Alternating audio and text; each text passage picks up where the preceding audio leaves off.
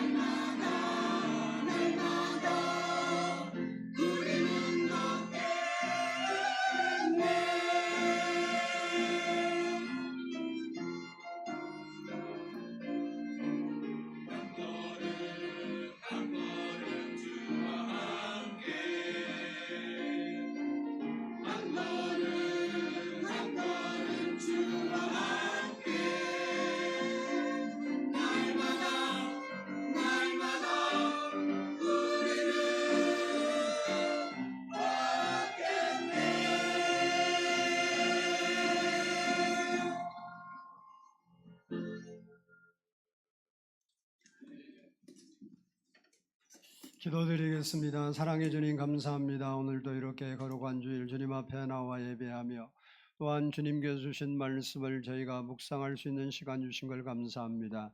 우리의 마음을 주님 열어주시고 아버지 하나님, 하나님 말씀을 들을 때 그 말씀이 우리의 말씀 되게 해주셔서 살아있는 말씀으로 역사되게 하셔서 말씀을 듣는 중에 우리의 문제들이 해결되고 우리의 기도 제목들이 응답되며 하나님의 놀라우신 임재와 역사가 일어나게 해 주옵소서. 살아계신 하나님께서 이 시간도 이곳에 함께 계심을 믿습니다. 운행하여 주시고 역사해 주시고 말씀 속에 역사해 주셔서 살아계신 하나님이 나타나는 시간이 되게 해 주옵소서. 늘 우리와 함께 하신 하나님께 감사와 영광을 올려드리오며 예수 그리스도의 이름으로 감사하며 기도드리옵나이다. 아멘. 할렐루야. 우리 옆 사람과 한번 인사합니다. 하나님은 당신을 사랑하십니다. 네, 하나님은 당신을 도와주십니다. 아멘입니다. 한번 따라서 합시다. 힘들 때 만난 하나님. 우리는 호세아서를 통해서 놀라우신 하나님의 사랑을 발견하고 만나게 됩니다. 이 호세아 선지자가 활동했던 시기는 북이스라엘 왕 여로보암 2세 때부터 시작해서 이 북이스라엘이 호세아 왕 때 아수르에 의해서 멸망당하는데 그때까지 약 30년 동안 선지자 활동을 했습니다. 이 여로보암 2세 때는 정치적으로 나라도 영토가 확장되고 그리고 경제적으로도 남북이 나눠진 이후에 어느 때보다도 풍요로웠던 시대였습니다. 그러나 외적인 풍요와 정반대로 영적으로는 가장 어둡고 타락한 시대가 바로 또 그 시대였습니다. 돈이 많아지고 생활이 안정되고 평안해지니까 그 풍요를 주신 하나님을 잃어버렸습니다. 그리고 바알과 아세라 등 이방신 16가지나 되는 신들을 끌어들여서 그들이 섬겼던 시대였습니다.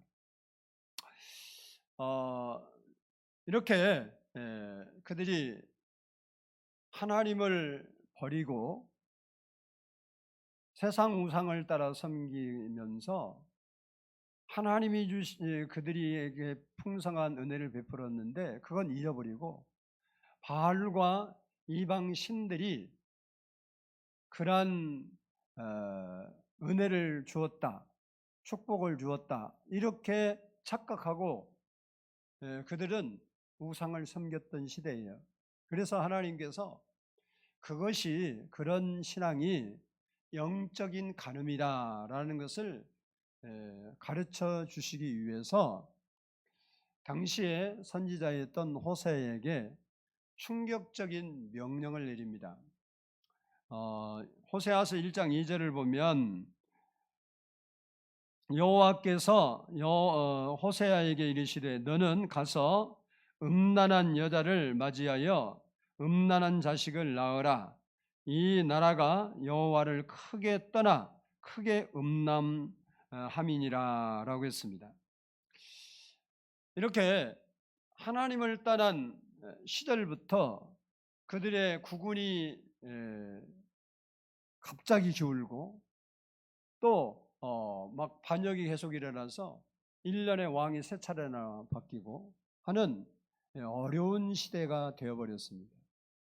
이때 하나님은 그것이 너희들이 신앙이 잘못되고 너희가 너희에게 풍요와 안정을 주신 하나님을 잃어버리고 너희가 우상을 섬긴 결과다. 그것이 영적인 간음이다 라고 가르치려고 이 호세아 선지자에게 음란한 여인을 내가 데려다가 결혼을 하라는 거예요. 호세아는 하나님의 명령에 순종해서 음란한 여인 고멜을 자기 아내로 맞이하고 결혼을 하게 됩니다. 여러분 참 깝깝하죠. 조숙하고 현숙하고 아름다운 여인하고 결혼하고 싶었는데 너 좀 이상한 여자 데려다가 결혼해 살아라 그러니 호세아도 참 얼마나 갑갑하겠어요. 고멜은 호세아와 결혼해서 결혼 생활을 하면서 자식을 낳고 살게 됩니다. 그런데도 원래 음란기가 있어서 다른 남자를 찾아 가출을 해요. 그럼 하나님은 또 호세아가 나타났어요. 호세아는 가버렸으면 이제 혼자 살면 되잖아요. 근데 하나님이 야, 너 빨리 찾아가서 값을 지불하고 데려다 다시 살아래. 그러니까 뭐 선지자니까 또 순종해야죠. 가서 또 데려오고 타일러, 야, 내가 너만 사랑하는데 너도 좀 집 좀 지키고, 애들 잘 키우면서 같이 행복하게 좀 살자. 그리고 타일러면 네, 그래놓고 도로 홀랑 나가버리고. 가장 가슴 아픈 것은 고멜이 호세아와 살면서 3명의 자녀를 낳습니다. 그는 음란한 여인이었기 때문에 그 자녀가 호세아의 아인지 아닌지도 몰라요. 뭐 나가서 바람 피우고 살다가 데려가 살았는데 오늘날 같이 DNA 그 뭐 유전자 검사가 있어갖고 검사하면 너 이거 내 새끼는 안 돼. 이렇게 할 수라도 있는데 그때 그런 게 어디 있어요. 그러니까 누구 자식인지도 몰라. 그러니 여러분 이 호세아의 마음이 어떻겠어요? 아마 가슴이 찢어지고 아픈 고통을 느꼈을 겁니다. 이것이 바로 하나님의 마음이었어요. 지금 이스라엘 백성들에게 호세아 선지자의 가정을 통해서 하나님의 마음과 하나님이 이스라엘을 대하는 태도가 어떤가를 보여주신 겁니다. 하나님은 이스라엘을 그렇게 사랑해 주셨는데 그들은 하나님을 버리고 이방 우상을 떠나가고 그들을 섬기고 하나님을 잊어버렸습니다. 그 이스라엘을 바라보는 하나님의 아픈 마음이 무엇인가를 호세아 가정을 통해서 보여주는 거예요. 하나님을 떠나 죄를 범한 그들을 징계하셨지만 하나님은 그들을 버리지 않으셨습니다. 오히려 오늘 본문 14절을 보면 내가 그를 타일러 거친들로 데리고 가서 말로 위로하겠다라고 말씀하고 있습니다. 여기 거친들은 유대 광야를 말합니다. 유대 광야는 우리나라의 들판하고 전혀 다릅니다. 고독하고 그리고 그곳에는 자원이 없어요. 자원이 없다는 말은 우리는 산에 올라가도 뭐 먹을 거 뭐 식풀이를 캐 먹든지 과일 뭐 열매를 따 먹든지 뭐 뭔가 그래서 산에 사는 사람들 있잖아요. 그 자연인이라고 하는 사람들 가끔 TV에 보면 그 사람들은 산에서 나오는 것으로 먹고 살아요. 그리고 참 거기 산이 다 자기 거니까 소유가 자기 거지 아니에요. 자기 혼자 그쪽에 사니까 욕심도 안 부리더라. 하루 먹을 양만 뭐가 많이 있어도 다 캐지 않고 그것만 딱 갖다 먹고 그렇게 하더라고. 근데 우리나라는 그런 산이든 들판이든 그런지만 거기는 자원이 없어요. 그리고 악한 짐승들이 있어서 위험한 곳이기 때문에 사람이 살기가 어려운 곳이고 힘든 곳입니다. 그런데 바로 그곳이 하나님께서 그들을 새롭게 만나주시고 회복하는 장소라는 거예요. 우리 가운데도 갑작스러운 실패, 건강의 위기, 관계의 끊어짐으로 인해서 이런 거친 들에 서 있는 것 같은 경우를 우리가 만날 수 있습니다. 그러나 그 거친 들은 저주의 장소가 아니라 하나님을 깊이 만날 수 있는 은혜의 자리라는 걸 우리가 이해를 해야 돼요. 세상적으로는 거친 들이 맞고 세상적으로는 소망 없는 광야가 맞는데 그곳이 하나님과의 관계에서는 하나님을 다시 만나고 그리고 하나님께서 소성케 하시는 하나님께서 회복하시는 장소가 될 수 있다는 거예요. 오늘 본문은 거친 들에서 하나님을 우리가 만날 때 베푸시는 세 가지 은혜를 우리에게 말씀하고 있습니다. 오늘 말씀을 통해서 우리가 하나님께 은혜를 더 입는 우리 성도들이 되기를 축복합니다. 먼저는 한번 따라서 하겠습니다. 타이르신 후에 데리고 가신다. 오늘 14절 한번 보도록 하겠습니다. 14절 말씀 시작. 그러므로 보라, 내가 그를 타일러 거친 들로 데리고 가서 말로 위로하고. 아멘. 아멘. 호세아서의 특징은 하나님과 이스라엘 관계를 부부 관계로 묘사했다는 점입니다. 그런데 이스라엘은 남편인 하나님을 이방 우상의 꼬임을 받아서 떠났습니다. 그 결과 그들은 천덕꾸리가 됐고 버림받은 신세가 되고 말았습니다. 그러나 하나님은 그럼에도 불구하고 그들을 버리지 않고 끝까지 사랑하신다는 것이 호세아서의 핵심 내용이에요. 고멜처럼 집을 홀랑 나가버리고 또 잡아다 놓으면 또 나가고, 이런데도 하나님이 우리 같으면 어떻게 이제 끝내자 그러겠죠. 끝내지 않고 그래도 끝까지 사랑해 주신다는 그 말씀이 호세아의 핵심 내용입니다. 하나님은 그들을 타일러서 거친 들로 데리고 가십니다. 여기 타일른다는 말은 유혹하다, 끌어당기다, 연인의 마음을 사로잡다, 그런 말이에요. 즉 강제로 끌어가는 것이 아니고 사랑으로 마음을 사로잡아서 데리고 가는 거예요. 데려가. 다시 말하면 이스라엘은 마귀의 꾀임에 빠져서 우상을 따르고 섬기는 악을 범했지만 하나님은 그들을 버리지 않고 사랑으로 그들을 설득해서 광야로 데려가신다는 겁니다. 이스라엘 백성들에게 이 광야는 두 가지 의미를 동시에 가지고 있습니다. 하나는 출애굽 후 40년 동안 방황하고 또 불순종하고 그리고 불평했던 장소가 바로 광야예요. 그리고 다른 하나는 하나님과 연인처럼 사랑을 나누었던 첫사랑의 장소가 또 어디냐? 이 광야입니다. 오늘 본문 15절을 보면 그가 거기서 응대하기를 어렸을 때와 애굽 땅에서 올라오던 날과 같이 하리라 그랬습니다. 지금 하나님께서 타락하고 지금 멸망에 놓여 있는 그들을 어떻게 해주시겠다고 말하냐면, 애굽에서 올라올 때, 그들이 애굽에서 올라올 때 어떻겠어요? 기분이 무척 좋았죠. 애굽이 초토화되고 애굽에 있는 모든 귀중품을 다 가지고 나오고 승리의 개가를 바를 때 여러분 생각해 봐요. 그게 첫사랑이에요. 첫사랑. 너무너무 행복했는데 그 후가 문제가 됐죠.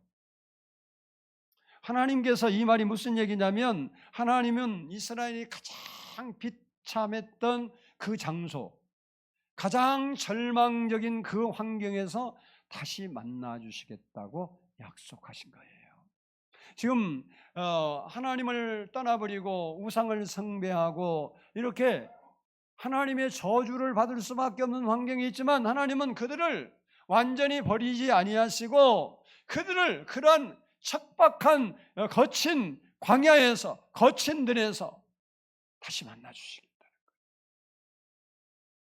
즉 사방을 둘러보아도 아무것도 보이지 않고 오직 하나님만 바라볼 수밖에 없는 그러한 곳에서 비로소 하나님은 그동안 세상 소리에 파묻혀서 들리지 않던 하나님의 세미한 사랑의 음성을 들려주시겠다 그 말이에요. 우리가 세상을 살다가 이 거친 들을 만나면 하나님의 세미한 음성을 듣습니다.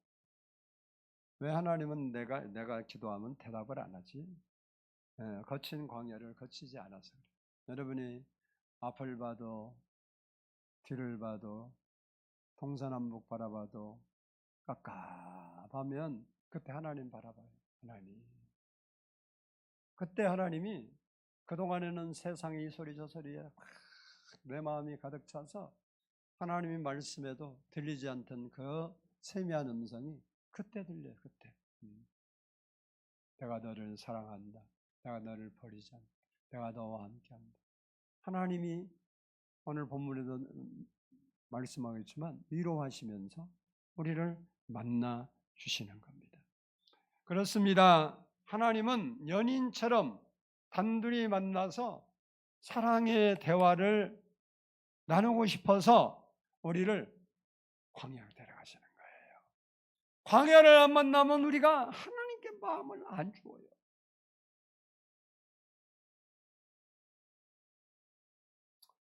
우리가 잘 아는 아시스 프랜시스 성자라고 하죠. 는 부요한 상인의 아들로 태어났어요. 집이 아주 부자예요. 그러다 보니까 젊은 시절에 향락과 방탕한 삶을 살았습니다. 전쟁이 일어나서 전쟁에 참여했다가 포로가 되어서 1년 동안 감금 생활하고 그 후에 또 심한 중환병에 걸렸어요. 그는 모든 것을 잃어버리는 그때 깊은 절망에 빠졌습니다. 아버지가 부자고 자기한테 돈이 많으면 뭐 하겠어요? 아프면 다 끝이지. 그가 인생의 거친들에 서 있을 때 그가 산으로 올라가서 하나님께 기도하기 시작했어요. 어느 날 성 다비아노 성당에 예수님이 십자가에 달린 모습, 그 형상을 바라보면서 주여, 제가 무엇을 하면 되겠습니까? 라고 물었습니다. 그 순간 그가 십자가에서 프랜시스야, 무너진 내 교회를 세워라 라는 음성을 들었습니다. 그 음성을 듣고 자기의 그 많은 재산을 다 포기하고 가난과 창빈과 겸손의 삶을 결심을 했습니다. 그의 인생의 거친들에서 하나님의 음성을 듣고 그의 인생이 완전히 바뀌었어요. 그 후로 그는 수많은 사람들에게 복음을 전하고 그의 삶은 오늘날까지 많은 사람들에게 영감을 주고 있습니다. 인생길에서 거친들을 만나면 대부분 원망하거나 좌절하기 쉽습니다. 그러나 그리스도인은 거친들이 새롭게 하나님을 만나고 소생하는 기회라는 것을 잊지 말아야 되는 거예요. 하나님은 거친들에서 우리가 다시 하나님을 찾고 그곳에서 새로운 인생을 펼쳐가기를 사랑으로 우리를 타이르시는 분이시다.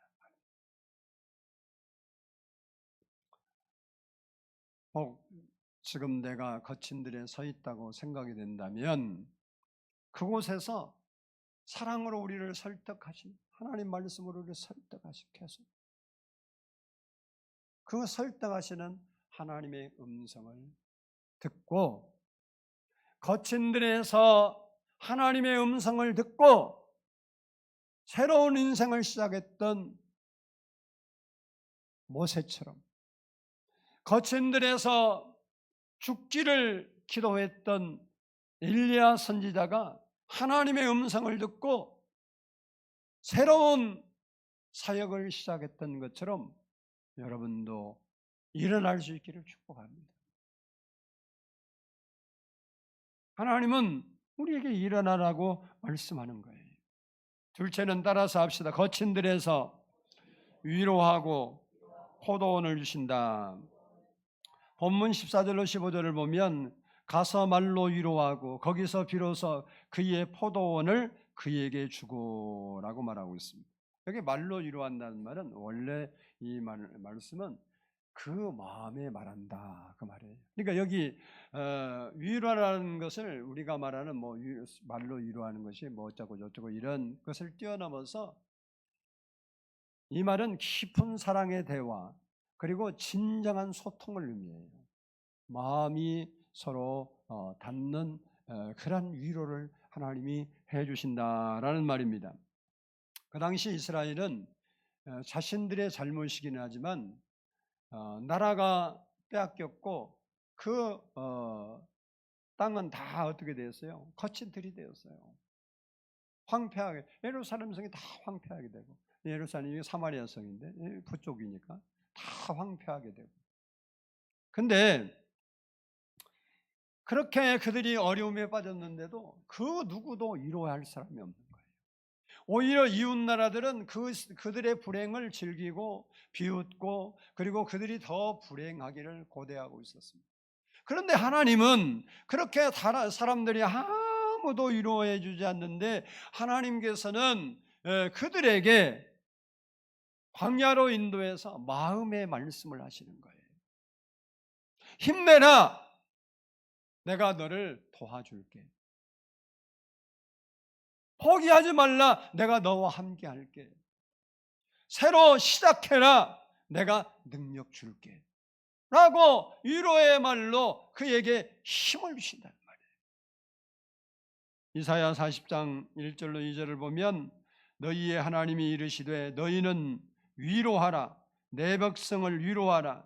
너희는 예루살렘의 마음에 닿도록 말하며 그것에게 외치라. 마음에 닿도록, 상대가 마음에 닿도록 하나님 위로. 우리의 마음에 용기를 주고 우리의 마음에 지혜를 주고 우리의 마음에 능력을 주시면서 위로하시는 거예요.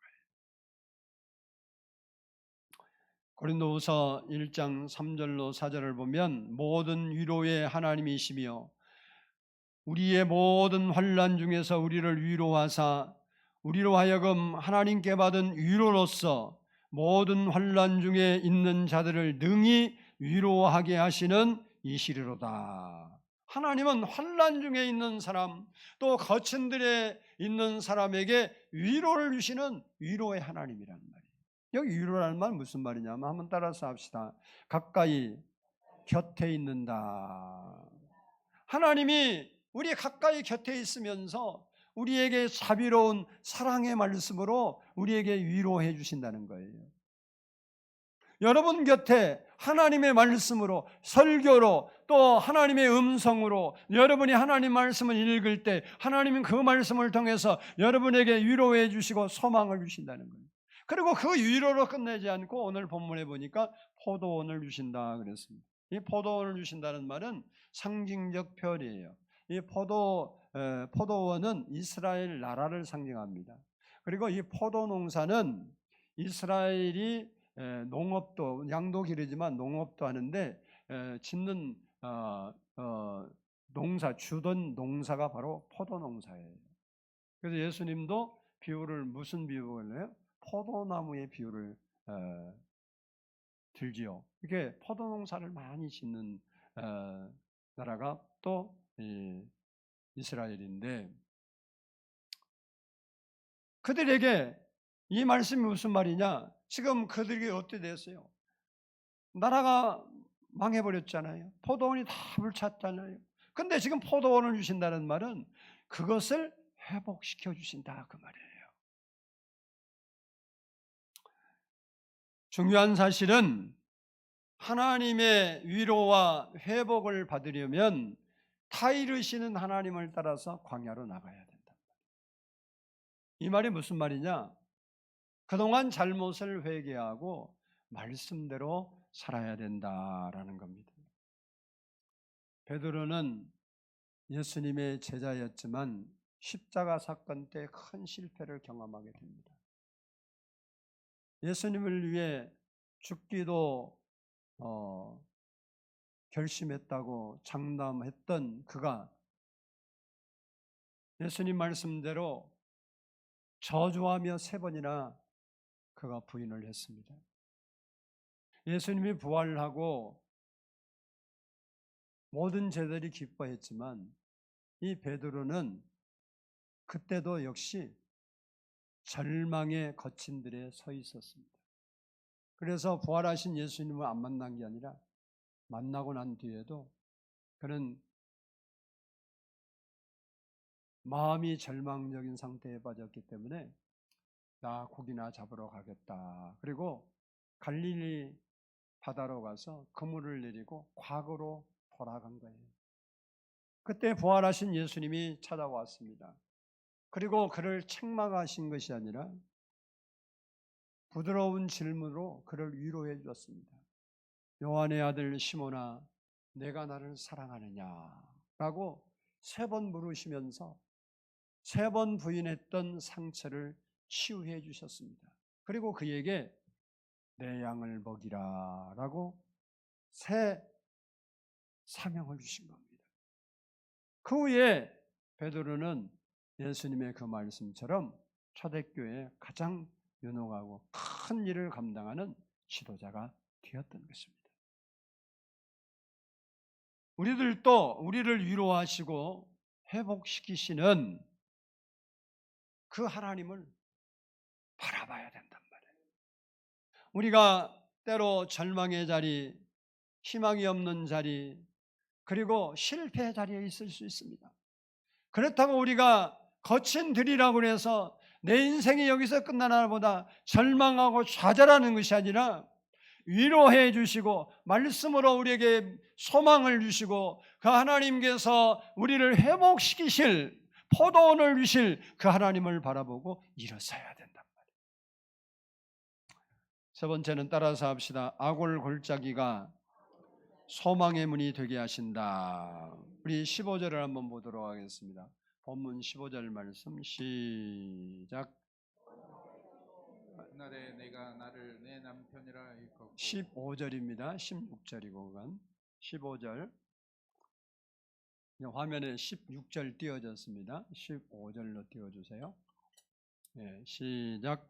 거기서 비로소 그의 포도원을 그에게 주고 아골 골짜기로 소망의 문을 삼아 주리니 그가 거기서 응대하기를 어렸을 때와 애굽 땅에 올라오던 날과 같이 하니라. 아멘. 아멘. 아골 골짜기는 이스라엘 백성들에게 매우 특별한 장소입니다. 이 아골이라는 말은 괴로움, 재앙, 고통이라는 의미입니다. 이곳은 여호수아 시대 때 아간이 범죄하고 심판받은 장소입니다. 즉 실패의 장소고 수치의 장소고 눈물의 장소였습니다. 그런데 하나님께서 그들을 거친 들로 데려가서 그 아골 골짜기 같은 그 환경에 소망의 문을 여시겠다는 거예요. 이것이 하나님의 은혜예요. 사람은 실패하게 되면 실패가 끝이라고 생각하지만 하나님은 시작이라고 말하시는 겁니다. 사람은 절망이라고 보지만 하나님은 소망이라고 보는 거예요. 사람은 이제 문이 닫혔다, 끝났다라고 생각하지만 하나님은 새 문을 여시는 분이에요. 우리도 살아가면서 아골골짝 같은 곳을 만날 수가 있습니다. 삶의 터전을 잃을 수도 있고 또 돈을 잃어버릴 때도 있고 또 건강을 잃어버릴 때도 있습니다. 그러나 우리는 믿음과 소망을 잃어버리면 안 됩니다. 왜냐하면 하나님은 아골골짜기를 소망의 문이 되게 하신 분이시기 때문에 그렇습니다. 죽음과 수치와 눈물과 패배밖에 없는 그곳을 하나님은 다시 일어나게 하신다는 거예요. 다시 새 힘을 주셔서 새 소망의 문으로 바꿔주신다는 거예요. 그러므로 우리가 어떤 환경에 있든지 절망하고 좌절하면 안 됩니다. 광야에서 만나고 싶어 하시는 그 하나님께 나가야 된다는 겁니다. 우리를 거친 들로 인도하신 하나님은 우리를 반드시 푸른 초장 쉴 만한 물가로 인도하게 될 것입니다. 그러려면 우리가 광야에서 만나고 싶어 하시는 하나님을 만나야 된다. 내 삶의 척박한 거친 들에서 내게 들려주시는 하나님의 사랑의 음성을 들어야 합니다. 그 사랑의 음성은 하나님 말씀을 통해서 여러분이 말씀을 읽을 때 들려주기도 하고, 설교를 들을 때 들려주기도 하고, 여러분이 기도할 때 음성으로 들려주기도 합니다. 어쨌든 하나님의 그 약속의 말씀이 여러분 마음에 들려야 되는 거예요. 그리고 절망의 악을 골짜기를 소망의 문이 되게 하시는 주님의 손을 붙잡아야 되는, 그 주님을 붙잡고 일어서야 되는 거예요. 우리는 실패하라고 불러준 존재가 아니라고 성공하라고 불러준 존재입니다. 넘어지라고 부른 존재가 아니라 일어서라고 부른 존재입니다. 그래서 성경에 보면 의인은 7번 넘어져도 8번 일어나는 겁니다. 우리의 삶이 때로 빈들 같고 거친 들 같고 광야 같을지라도, 또 때로는 아주 절망적이어서 악을 골짜기와 같은 그런 상황에 우리가 놓여 있다 할지라도 주님은 우리를 만나자고 말씀하십니다. 내가 나와 좀 만나자. 그리고 내 위로를 받고 내가 열어주는 소망의 문을 통해서 내가 다시 시작하기를 원한다 라고 우리에게 말씀하시는 겁니다. 바라기는 우리 모든 성도들이 소망의 문을 여시는 주님의 손을 붙잡고 일어서고 승리하시기를 주의 이름으로 축복합니다. 기도하겠습니다.